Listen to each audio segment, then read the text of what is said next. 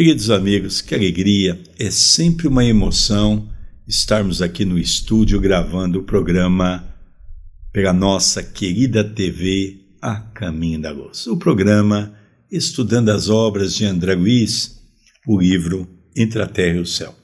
Hoje penso que será um dos maiores capítulos que nós temos dos 40, porque há muitas informações privilegiadas e nós vamos aproveitar cada segundo do estudo de hoje para tentarmos aí compreender o nascimento de Júlio, né? A terceira vez que o Júlio vem, e essa vez agora, logicamente um corpo novamente foi lhe dado, já houve aqui uma composição dos seus órgãos, mas mesmo assim ainda tem sequelas, para a gente ter uma ideia o que significa um suicídio. Mas nós vamos ver como reage Júlio, já está no corpo físico, vamos ver como tudo isso acontece. Mas antes disso, tudo bem, André Luiz? Tudo bem, querido Sérgio, cumprimentamos o nosso telespectador amigo e rogamos a Jesus, aos bons espíritos, que nos abençoem em mais esta oportunidade. Capítulo 31. Nova luta. O pequeno Júlio desenvolvia-se como flor de esperança no jardim do lar. Todavia, sempre mirrado, enfermiço. Desvelavam-se os pais por assisti-lo convenientemente, contudo, por mais adequados se categorizassem os tratamentos recalcificantes, trazia doloroso estigma na garganta. Extensa ferida na grote dificultava-lhe a nutrição. Farinhas suculentas concorriam com o leite materno para robustecê-lo, mas em vão. Entretanto, apesar dos cuidados que exigia, era uma bênção de felicidade para os genitores e para a irmãzinha, que sentiam em seu rostinho tenro um ponto vivo de entrelaçamento espiritual. Então nós percebemos aqui o porquê que André Luiz ele ficou um período sem trazer uma obra. Quando nós pegamos do Libertação para este livro, nós percebemos que foram de alguns anos, exatamente acompanhando este caso. Aqui nós vamos ver pela narrativa que Júlio já tem quase um ano. Entre um ano dele, mais 9 meses, e todo aquele processo de modificação de Odila, de Zulmira, no mínimo 2 anos de trabalho ativo. Então esse projeto do livro Entre a Terra e o Céu ocorreu em 2 anos. Hoje nós vemos, querido Sérgio, querido telespectador, alguns espíritos escrevendo livros como se os espíritos do outro lado não tivessem o que fazer. Aqui André Luiz, ele na condição de um repórter no além, na condição de um trabalhador para trazer para nós informações substanciosas, ele levou no mínimo 2 anos para que este livro pudesse ser transmitido para o médium Chico Xavier. Então nós vemos como as obras de André Luiz tinham um impacto tanto lá no plano espiritual quanto aqui no plano físico, nos mostrando essas nuances. Júlio, um corpo franzino, fraquinho, com muitos problemas, com muitas dificuldades, e vamos ver a continuidade das lutas que ele passou em vida. Muitas vezes conchegamo-lo ao coração, rememorando os trabalhos que lhe haviam precedido o regresso ao mundo, assinalando a ternura otimista com que Odila, transformada em generosa protetora da família, lhe acompanhava o desabrochar. O pequerrucho já começava a falar por monossílabos em vésperas do 1º ano de renascimento, quando nova luta surgiu. O inverno chegara, rigoroso, e vasto surto de gripe espalhara-se ameaçador. A tosse e a influenza compareciam pertinazes em todos os recantos, quando, num dia de grande trabalho para nós, eis que a genitora de Evelina veio novamente ao nosso encontro. Dantes procurava assistência para Zulmira. Agora demandava auxílio para Júlio. O menino assaltado por teimosa amidalite jazia prostrado febril. Dirigimo-nos, incontinente, para o lar do ferroviário. Com efeito, o vento soprava, úmido, sobre o largo espelho da Guanabara. As ruas, pela vestimenta pesada dos transeuntes, davam ao rio o aspecto de uma cidade fria. Então nós estamos vendo que próximo de 1 ano de idade, ele começou a sentir algumas complicações, apareceu a tosse, era um momento de inverno, aquela cidade que não estava habituada ao frio, começou a ter muitas pessoas que adquiriram esta gripe, e aquela criança ela foi envolvida pela ação da lei kármica. Não foi porque estava no inverno, não foi porque teve um surto de gripe, não, aquilo foi um estalo para que a lei divina pudesse agir em Júlio, em benefício do próprio Júlio, porque às vezes nós imaginamos que a luta é um problema. Não, a luta no caso de Júlio é uma bênção redentora, evidentemente que trazia desgaste emocional ou emocionais para os pais que queriam ver os seus filhos, no caso Júlio, bem, saudável e em paz. Então nós vemos aqui, André, que você comentou uma coisa muito interessante, quando nós vamos ver esse problema da gripe, não é? Que em todos os momentos da humanidade sempre teve. Agora nós tivemos, há pouco tempo atrás, a questão do Covid, não é? Que são situações criadas pela própria natureza em que traz aí sequelas para a comunidade, para a humanidade. E está falando aqui que naquela época muita gente teve essa gripe. Alcançamos, sem detença, o domicílio de Amaro. O quadro, à nossa vista, era indubitavelmente constrangedor. Penetramos o aposento em que a criança gemia semi-asfixiada. No instante preciso em que o médico da família efetuava meticuloso exame, Clarencio passou a reparar-lhe todos os movimentos. A garganta minúscula apresentava extensa placa branquicenta e a respiração se fazia angustiada, sibilante.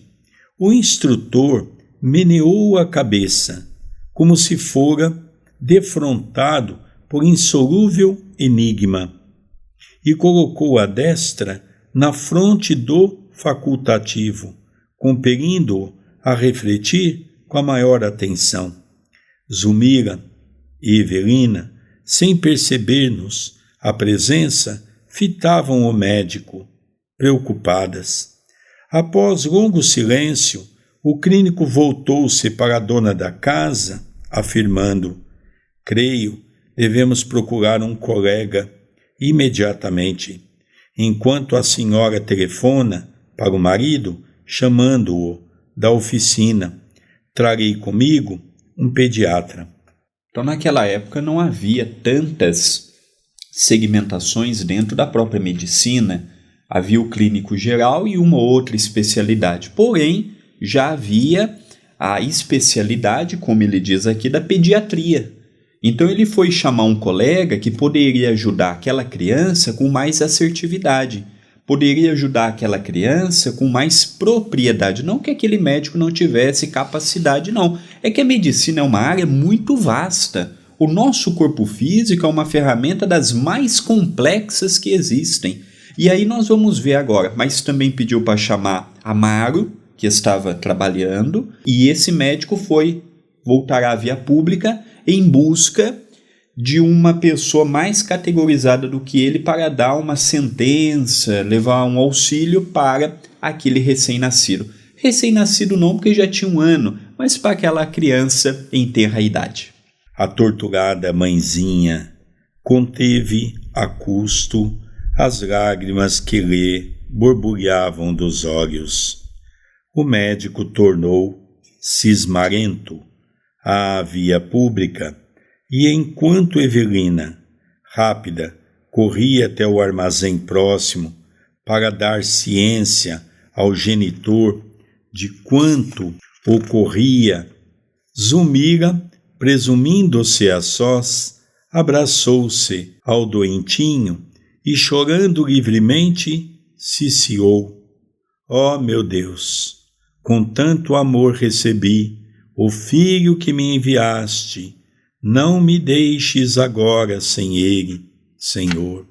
O pranto que lhe corria na face queimava-me o coração. Nada pude indagar, em vista da emotividade que me tomara o espírito.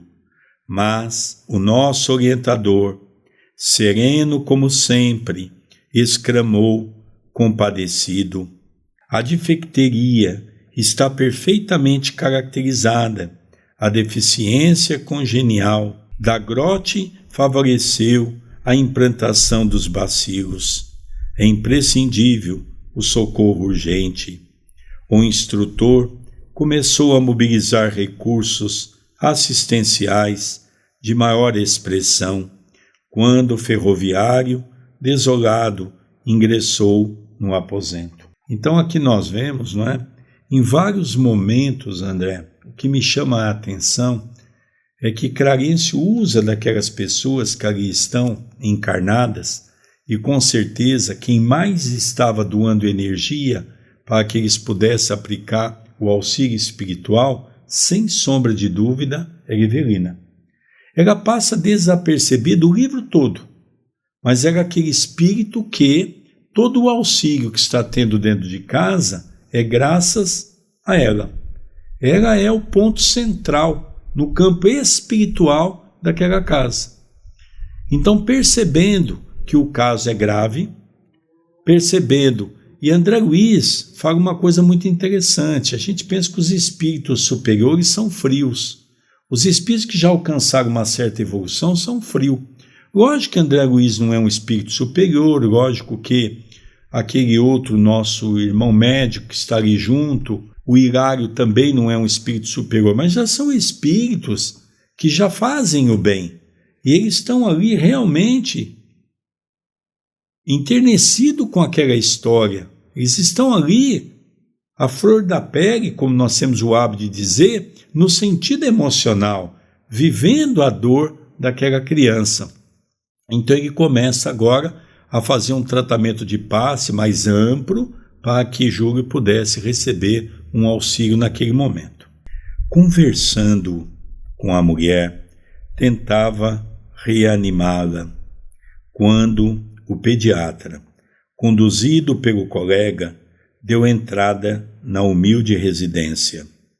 Ambos os médicos submeteram o Petis a prolongado exame, permutando impressões em voz baixa.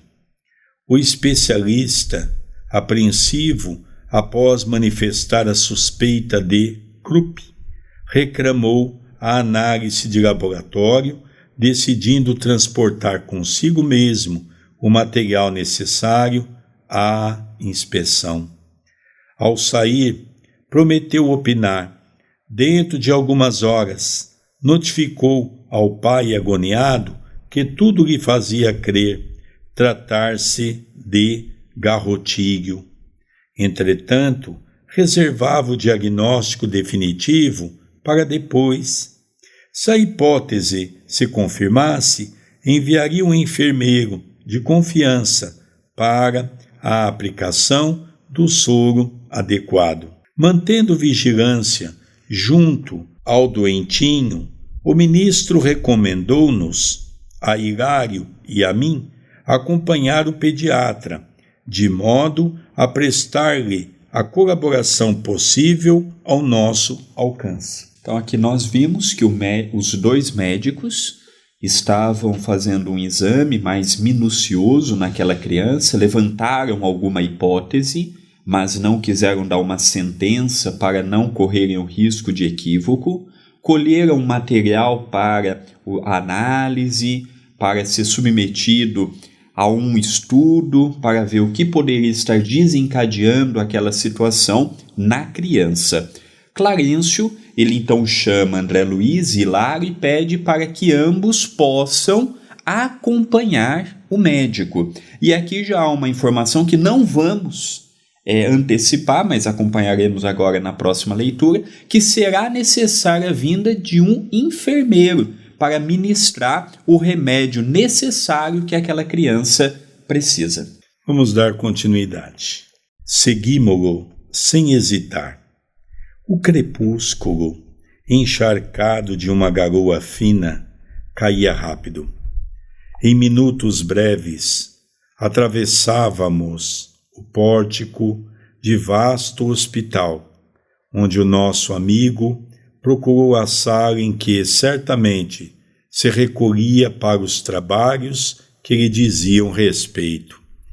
Chegados a estreito recinto, fomos defrontados por uma surpresa que nos impunha verdadeira estupefação. Mário Silva, em seu traje branco, palestrava com Dona Antonina, que acomodava ao colo a pequena Lisbela, pálida e ofegante. A jovem senhora, que não mais víramos, aguardava o especialista, trazendo a filhinha à consulta. Amparadas por Silva, francamente atraído para a simpática visitante, ambas tiveram acesso a gabinete particular, onde o facultativo diagnosticou uma pneumonia. Antonina foi aconselhada a voltar de imediato ao ambiente doméstico para a medicação da filha. Então aqui nós já pegamos até o nosso papel. Você que está com o seu papel também pegue para nós relembrarmos quem são os personagens aqui citados, porque agora nessa parte da leitura já vê um monte de pessoas. Mário Silva é o antigo Esteves. Foi casado com Lina, Lina traiu ele com Júlio, que depois traiu com Armando. Aí nós vamos ver Antonina. Antonina foi Lola, que era casada com Leonardo Pires, mas não feliz com aquela relação, teve um envolvimento com Esteves, que saiu daquela região em que ele estava e foi para uma outra região do Paraguai. Então nós vamos ver que Mário Silva está ajudando Antonina, e ali ele teve um envolvimento com ela no passado, e nessa existência ele continua tendo um carinho. E é interessante que Clarencio disse em capítulos anteriores que eles vão ficar juntos. E ali desta união vai vir um outro filho. Antonina já era mãe de 4, porém um desencarnou, então ela tem 3.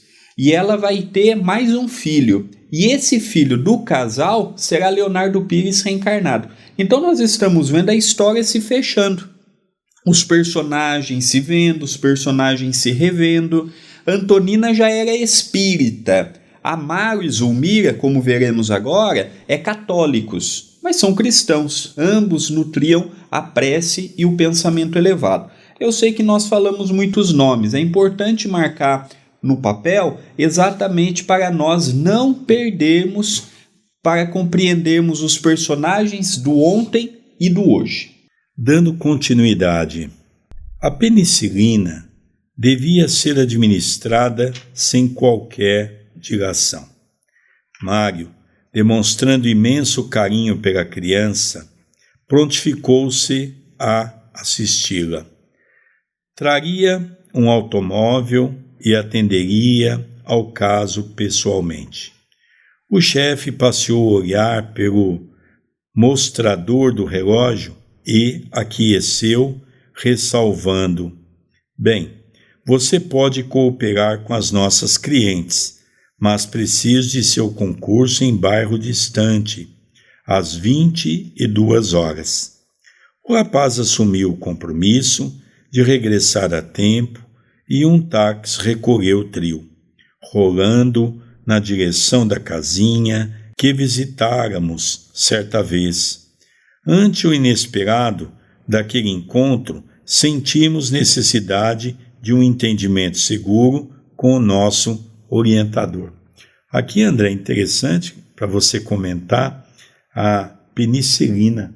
Os mais jovens hoje não conhecem, mas quem já tomou uma penicilina sabe que é horrível. Era 1.200 mg. A coisa era terrível, doía muito, né? Então, nós vemos que naquela época o único tratamento que se tinha era a base dessa injeção. E quando as crianças tomavam, era algo assim que dava muita dó. Então, lembrando que o médico, que algum tempo atrás tinha ido na casa de Amaro e Zumira, pediu para Mário Silva, olha como engraçado, não é? Tanto enfermeiro naquele hospital, foi chamar bem Mário Silva para que pudesse às 22 horas estar de volta para ir naquela casa ministrar o medicamento necessário para aquela criança, para Júlio. Agora é importante nós realçarmos a continuidade da leitura. Eu gostaria que os nossos ouvintes prestassem muito atenção, porque Antonina vai fazer um evangelho no lar e vai convidar um enfermeiro para participar. Olha que ponto interessante, mas antes disso, nós veremos um esclarecimento de Clarencio, as indagações de André Luiz e de Hilário. Tornando ao quarto, onde o pequenino Júlio piorava sempre, fizemos breve relato do acontecido. Clarencio escutou com interesse e ponderou, preocupado. Não podemos perder tempo. Dirijamo-nos à casa de Antonina. A lei está reaproximando os nossos amigos uns dos outros e Mário precisa fortalecer-se para exercitar o perdão. Os raios de ódio da parte dele podem apressar aqui o serviço inevitável da morte. Corremos ao domicílio da valorosa mulher. Com efeito, depois de haver iniciado o tratamento providencial da menina, agora acamada, Silva fixava a dona da casa, perguntando a si mesmo onde vira aquele torturado perfil de Madonna. Guardava a nítida impressão de haver conhecido Antonina em algum lugar. Agradavelmente surpreendido, sentia-se ali como se fora em sua própria casa, e a simpatia não se patenteava tão somente no coração dele. A senhora e os filhinhos cercavam-no de atenções. Aqui nós percebemos que quando Mário Silva estava na condição de Esteves, ele realmente nutria por Lola um sentimento. O problema era que Lola era casada, mas Lola também não era feliz com Leonardo Pires. Lógico que quando eu não sou infeliz não me dá a oportunidade de eu trair, evidentemente. E ele já estava conversando com autoridades mais eminentes para ver se poderia desfazer o casamento de Lola com Leonardo Pires para que ele pudesse casar com Lola. Só que ele não teve tempo.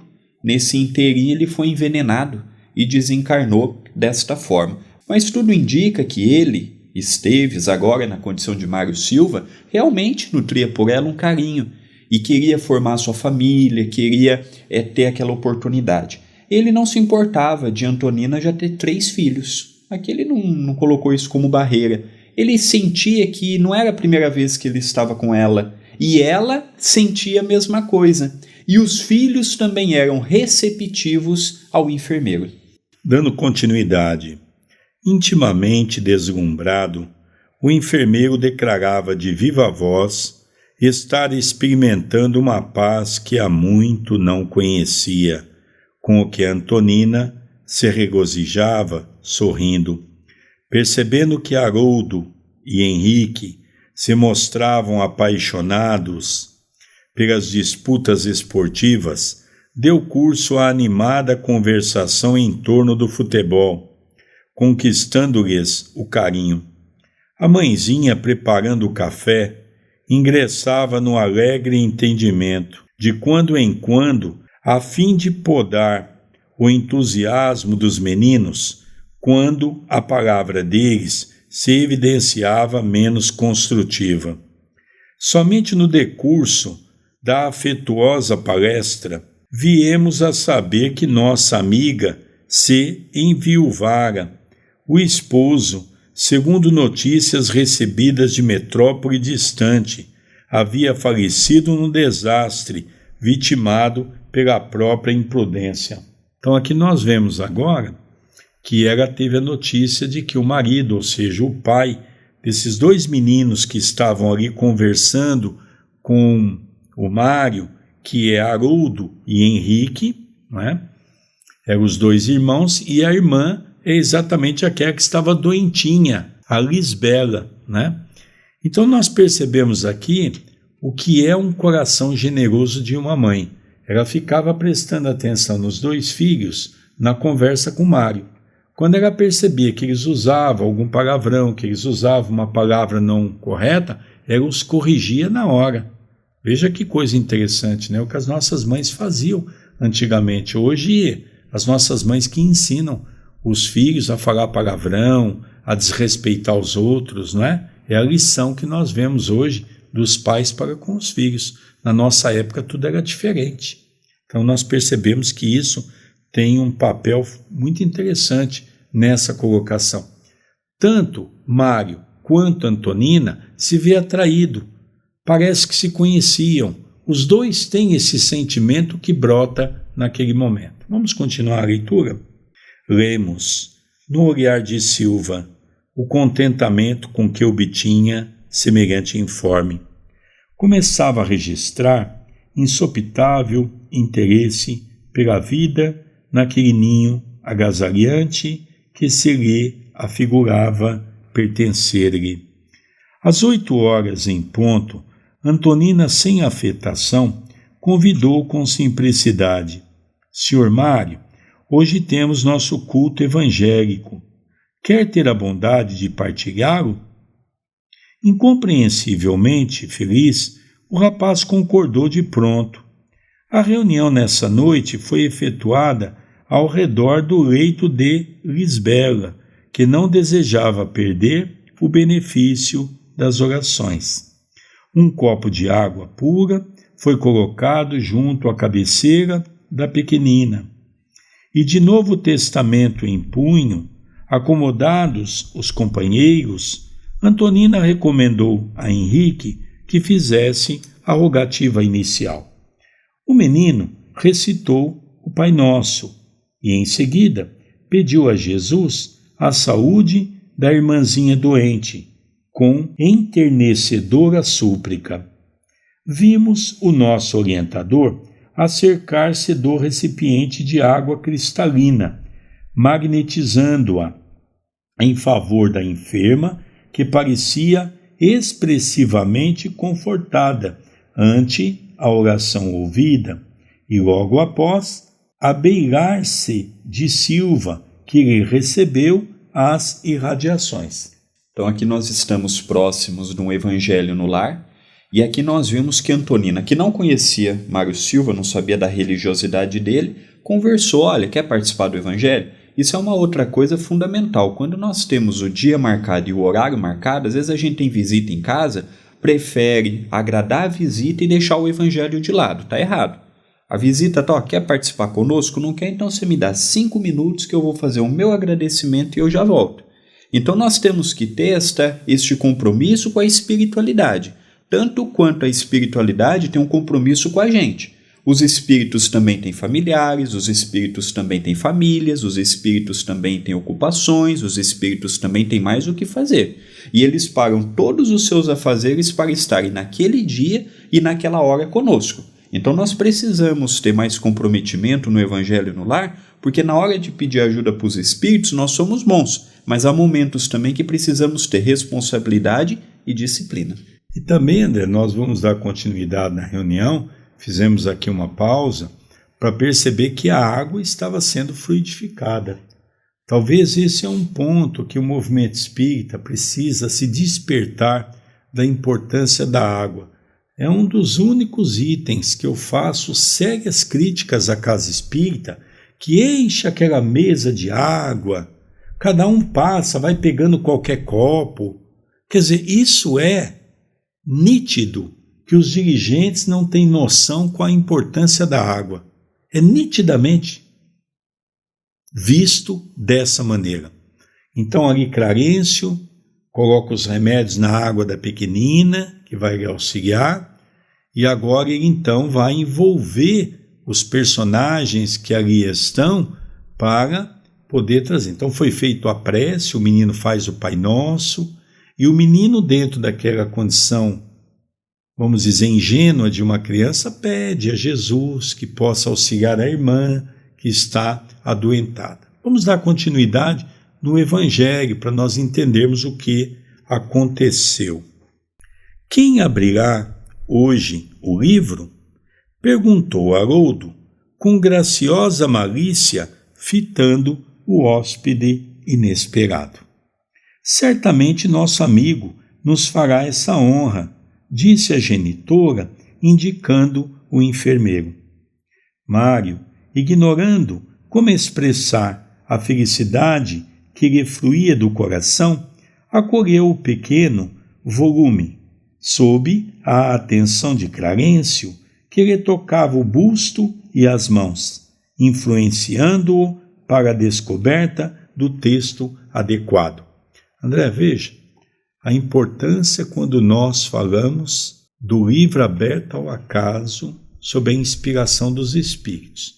Eu já ouvi muitas conversas no movimento espírita de pessoas que dizem: nós não podemos ficar abrindo ao acaso porque o livro vicia. Eu ouço cada coisa no movimento espírita que às vezes eu até me arrepio, né? Chico Xavier dizia que nós deveríamos sempre abrir o livro ao acaso, e aqui nós estamos vendo por quê. Porque eles vão influenciar uma página que logicamente vai atender os anseios de todos aqueles que ali estavam, né, André? O aberto ao acaso é de fundamental importância numa atividade que vai envolver mais de uma pessoa. Vamos continuar a leitura?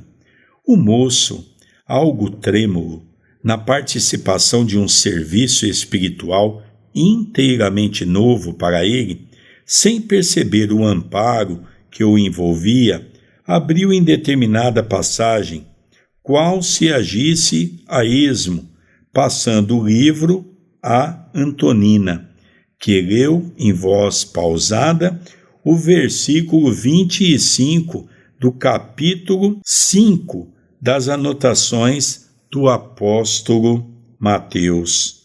Conseguia-te depressa com o teu adversário, enquanto te encontras a caminho com ele, para que não aconteça que o adversário te entregue ao juiz e o juiz te entregue ao oficial, para que sejas encerrado na prisão. Eu lembro que eu montei uma palestra, até os nossos irmãos de Portugal que pediu, sob orientação do nosso doutor Adroaldo. Nós tivemos analisando algumas coisas importantes. Olha, não te seja entregue ao juiz. O que é o juiz? É a nossa consciência. Questão 621 do Livro dos Espíritos, onde está escrito a lei de Deus, na consciência. Então a nossa consciência está dizendo tudo. Que essa consciência te entregue ao oficial. O oficial é a reencarnação. É aquela que nós vamos ter diante da nossa consciência de passar. É o caso que esses personagens, todos envolvidos, estão passando. Alguns com mais dificuldades, outros com menos dificuldade, alguns com mais dor, outros com menos dor, mas todos envolvidos, não é? E que esse oficial não nos entregue à prisão, que é um corpo físico, como nós estamos vendo no caso de Júlio, altamente comprometido.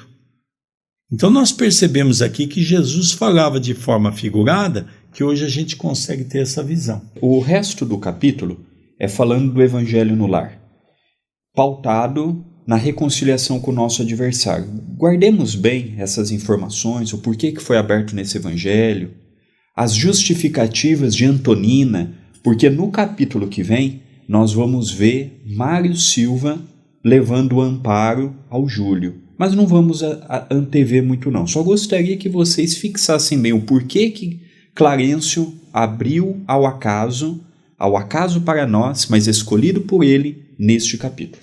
E é interessante, André, que e agora a gente vai entender isso, para que Mário pudesse socorrer Júlio com aquele coração que ele já sentiria num primeiro momento, aquele processo de raiva por aquele espírito, ele não ia saber explicar o que é, mas uma rejeição por aquele espírito, nós vamos perceber que primeiro ele conhece Antonina, ele se desperta um amor por Antonina, e é esse amor que vai fazer com que quando ele encontre Júlio, ele está com o coração mais amainado, mais preparado. Olha que coisa interessante. Aí eu me recordo, será no capítulo que vem, eu me recordo daquela passagem de Jesus quando o bom fruto está do lado do mau fruto. O que será que Mário Silva vai decidir? Mas isso é apenas para o próximo capítulo. Dando continuidade, a dirigente do culto, que naquela noite se revelava mais retraída, pediu a interpretação dos meninos que, de modo ingênuo, se reportaram às experiências da escola, afirmando que sempre adquiriam a paz, buscando desculpar as faltas dos companheiros. Haroldo asseverava que a professora sempre sorria contente quando lhe via a boa vontade, e Henrique salientou haver aprendido no culto do lar que era muito mais agradável o esforço de viver em harmonia com todos. A palestra parecia ameaçada de esmorecimento, mas o nosso orientador aproximou-se de Antonina e, impondo-lhe a destra sobre a fronte, como que a impelia ao comentário justo. Então aqui nós vemos, André, que quando nós fazemos o culto do Evangelho com sinceridade, há a presença das equipes espirituais que nos envolvem, e a maioria dos comentários é exatamente no sentido daquilo que nós necessitamos. O grande problema é que nós entramos naquele ensinamento de Jesus, quando nos convida a ter olhos para ver e ouvidos para ouvir. Antonina estava meio envergonhada, e ela diz para as crianças: olha, comentam vocês. As crianças, na ingenuidade, vai buscar as experiências da escola. Então nós vemos aqui, André, que a mensagem é direta para Mário Silva, né? Onde também serviria para aquele velhinho que já foi retirado daquela casa, que era também envolvido os três personagens, mas que vai se preparar para vir na condição de filho de Antonina e de Mário. Vamos acompanhar um pouco mais? Haroldo indagou a genitora, de olhos brilhantes, como devemos interpretar um inimigo em nossa vida. O menino replicou sem pestanejar: mãezinha, a senhora nos ensinou que conservar um inimigo em nosso caminho é o mesmo que manter uma ferida perigosa em nosso corpo. A definição foi bem lembrada, falou a viúva com espontaneidade encantadora. Sem a compreensão fraterna que nos garante o culto da gentileza, sem o perdão que ouvida todo mal, a existência na terra seria uma aventura intolerável. Além disso, quando Jesus nos ditou a lição que recordamos hoje, indubitavelmente considerava que a razão nunca vive inteira ao nosso lado. Se fomos ofendidos, em verdade também ofendemos por nossa vez. Precisamos desculpar os outros, para que os outros nos desculpem. Quando abraçamos o ideal do bem, compete-nos tentar, por todos os meios ao nosso alcance, a justa conciliação com todos os que se encontrem conosco em desarmonia, prestando-lhes serviço para que renovem a conceituação a nosso respeito.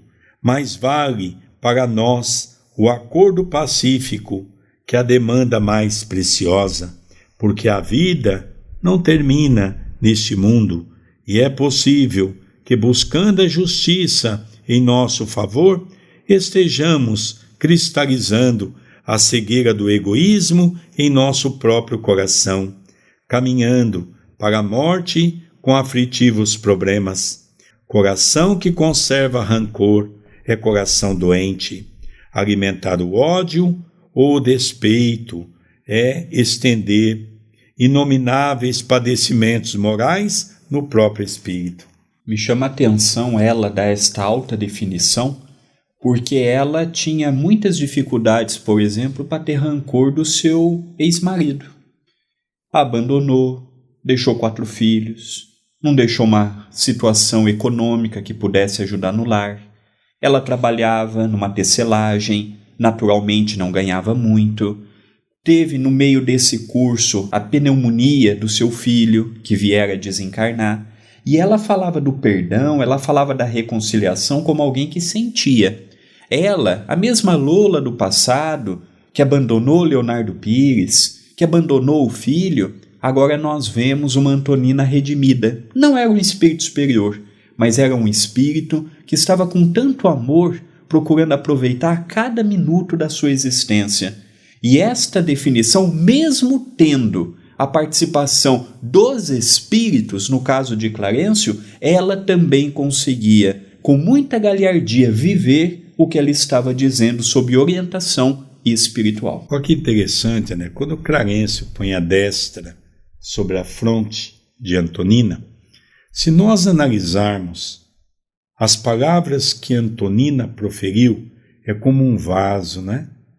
Jesus falava para nós da importância de sermos um vaso para recebermos uma água e agasalhar as flores abençoadas, ou um vaso para agasalhar a água potável para com que os sedentos possam se alimentar.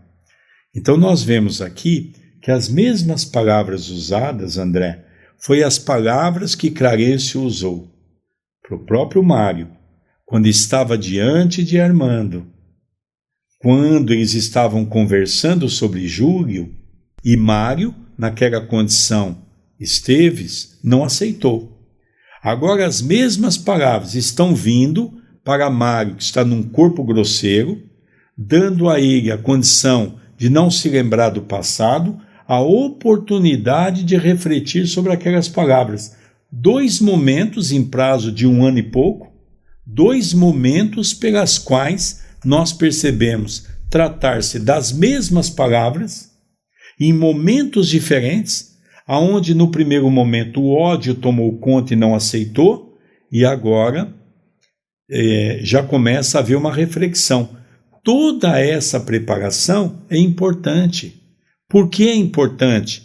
Porque daqui a pouco, no próximo capítulo, quer dizer, daqui a pouco, quando a gente diz no livro, daqui a algumas horas, ele pegaria um carro para ir até a casa de Amaro e de Zulmira. Primeiro que vai se deparar com Zulmira, que foi a sua ex-noiva, nessa existência. Depois ele vai se deparar com o grande desafeto da sua alma, que era Júlio, na condição daquela criança. Lógico que vai vir uma repulsa de imediato. Ele não vai explicar por quê, ele não vai entender, mas o espírito dele vai reconhecer, através da sensibilidade, quem é aquele espírito. Indo para o encerramento, Silva estava pálido. Aquelas conclusões feriam-lhe fundo o modo de ser. Tão desajustado se revelou escutando aqueles apontamentos que Antonina, em lhe registrando a estranheza, ponderou sorrindo. O Senhor, de certo, nunca teve inimigos. Um enfermeiro, dirigente será, sem qualquer dúvida, o irmão de todos. Sim, não tenho adversários. Gaguejou o moço constrangido. Mas na terra mental, sem que ele pudesse controlar a eclosão das próprias reminiscências, apareceram Amaro e Zulmira como os desafetos que ele, no âmago do espírito, não conseguia desculpar. E é exatamente esse casal que ele vai visitar daqui a pouco, para que ele possa atender aquela criança Júlio. Vamos continuar a leitura. Odiava-os, sim, odiava-os. Pensou de si para consigo. Jamais suportaria um acordo com semelhantes adversários. Entretanto, a sinceridade da interlocutora encantava-o. Aquela viúva jovem, cercada de 3 filhinhos, superando talvez obstáculos dos mais inquietantes para viver, constituía um exemplo de quanto podia edificar o espírito de sacrifício. Em nenhum ambiente encontrará antes aquele calor de fé pura necessário às grandes construções de ordem moral. Além de tudo, laços de vigorosa afinidade impeliam-no para aquela mulher, com quem se simpatizara à primeira vista. Por mais que vasculhasse as próprias lembranças, não conseguia recordar onde, como e quando a conhecera. Sentia, porém, que a palavra dela lhe impunha indefinível bem-estar. Fitando-a com enternecimento, perguntou: a senhora julga que devemos procurar a conciliação com qualquer espécie de inimigos? Então aqui nós vamos ver um diálogo em que a espiritualidade vai tentar demover o ódio. Só que nós sabemos que isso não ocorre simplesmente por uma conversa, por uma orientação, que há sentimentos que trazemos conosco que levará tempo para ser demovido. Então é importante o curso que a conversa agora tomará. Sim, respondeu a interpelada sem hesitar. E quando os adversários são de tal modo inconvenientes que a simples aproximação deles nos causa angústia? Antonina compreendeu que algo doloroso vinha à tona daquela consciência que lhe ouvira a dissertação, ocultando-se, e obtemperou. Entendo que há sofrimentos morais quase intoleráveis. Entretanto, a oração é o remédio eficaz de nossas moléstias íntimas. Se temos a infelicidade de possuir inimigos, cuja presença nos perturba, é importante recorrer à prece, rogando a Deus nos conceda forças para que o desequilíbrio desapareça, porque então um caminho de reajuste surgirá para a nossa alma. Todos necessitamos da alheia tolerância em determinados aspectos de nossa vida. Então aqui nós vemos que Antonina não fala por si própria. Antonina é aquele vaso, é aquele recipiente que está agora recebendo aquela água pura. Quem está transmitindo a mensagem é o ministro Clarencio. Lógico que Clarencio conhecia todos esses personagens, sabia o drama de cada um, e naquela simplicidade de Antonina, ele consegue fazer com que Mário pudesse receber informações privilegiadas no campo da moral. E o mais importante, ela repete por várias vezes, não se consegue o perdão se não tiver o poder da oração, o poder da prece, o poder da fé. Então, esse ensinamento é muito interessante para as reflexões de Mário. Dando continuidade, os olhos de Mário cintilaram, e quando o ódio nos avassala, ainda mesmo quando não desejamos, inquiriu preocupado, não há ódio que resista aos dissolventes da compreensão e da boa vontade. Quem procura conhecer a si mesmo, desculpa facilmente. Silva empalidecera.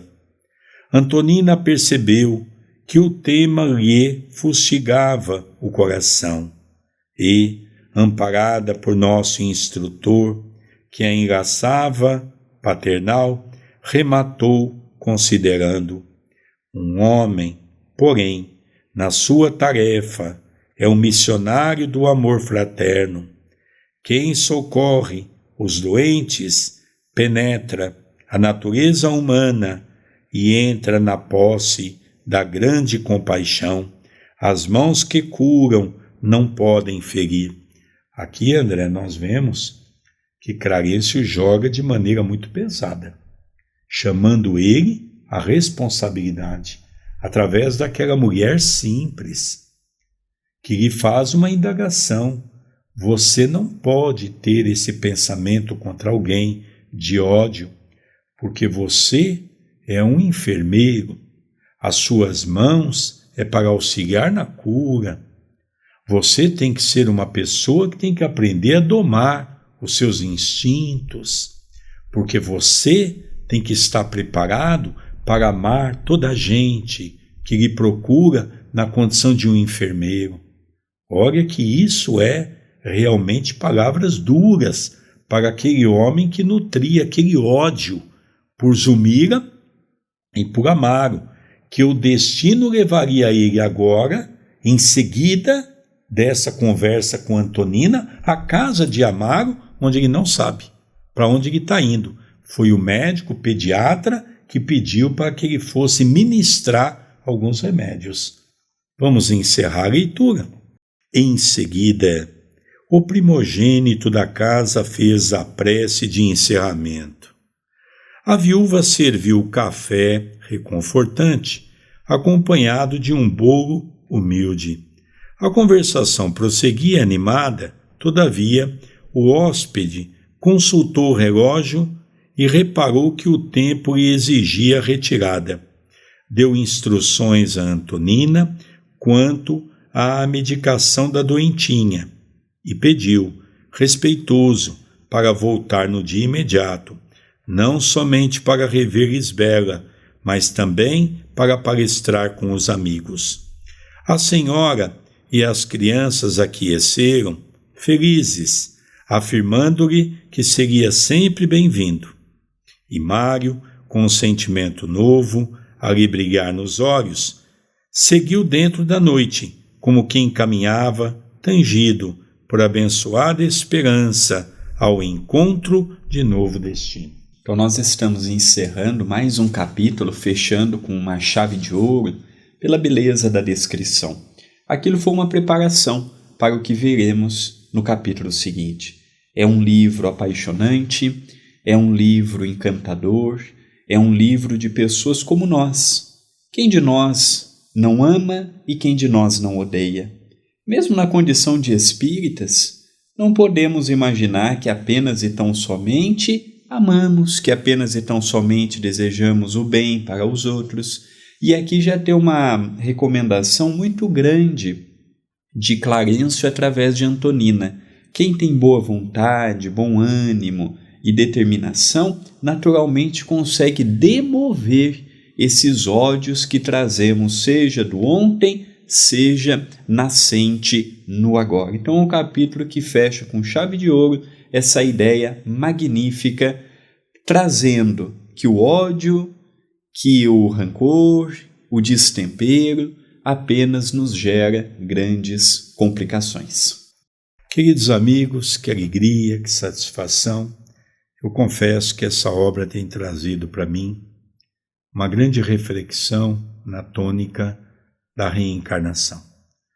E cada vez mais eu me apaixono por Deus, quando consigo ver que nós mesmos que ontem cometemos tantos crimes para com a lei da natureza, para com as leis de Deus, para com as leis da convivência, para com o próximo, hoje sou colocado à baila para, através do meu esforço e da minha dedicação, recompor todo esse quadro. Só temos que agradecer a Deus por essa oportunidade. Não se esqueçam de deixar o seu like, o seu comentário, compartilhe o vídeo, se inscreva no canal, habilite as notificações e seja um membro do canal. A sua ajuda aqui no YouTube é de fundamental importância para o nosso projeto. Queridos amigos, vamos encerrando o nosso programa, estudando as obras de André Luiz, o livro Entre a Terra e o Céu, pela nossa TV A Caminho da Luz. Um beijo no seu coração e até o próximo programa. Até o nosso próximo programa.